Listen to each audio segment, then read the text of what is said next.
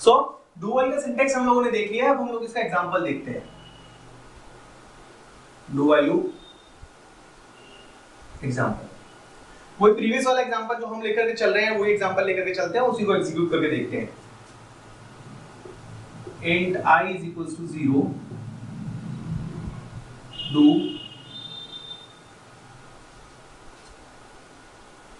system dot out dot print ln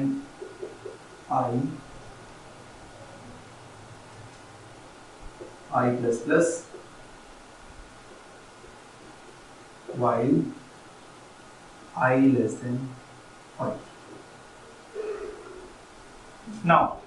हमारे पास जो condition है वो ये है कि स्क्रीन के ऊपर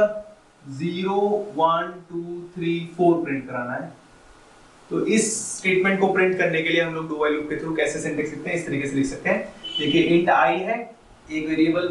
रैम के अंदर इनिशियलाइज होगा जिसका नाम होगा I के अंदर इनिशियल वैल्यू 0 हो गई, डू पे आया, डू के अंदर सीधा इमीडिएट गया लूप बॉडी के अंदर, लूप बॉडी के अंदर जाते ही प्रिंट किया क्या I की वैल्यू मतलब 0 प्रिंट हो गया। 0 प्रिंट होते ही नेक्स्ट लाइन में आया I प्लस प्लस कर दिया, I के अंदर 0 था, 0 कट करके हो गया 1, 1 के बाद में जाकर के while के अंदर कंडीशन चेक करेगा, condition I less than 5, 1 less than 5 condition true है, hence ये अगेन अंदर जाएगा और system dot out dot print I की लेटेस्ट वैल्यू जो कि 1 है, 1 को ये प्रिंट कर देगा। सिमिलरली अगेन फिर से चलेगा I प्लस प्लस होगा तो ये 1 की जगह 2 हो जाएगा, 2 होते ही इमीडिएटली कंडीशन चेक करेगा, कंडीशन ट्रू है, फिर से स्क्रीन के ऊपर प्रिंट करेगा 2 और अंदर आ जाएगा I प्लस प्लस में 2 की वैल्यू को 3 कर देगा, 3 से फिर से कंडीशन चेक होगी, कंडीशन फिर से ट्रू है,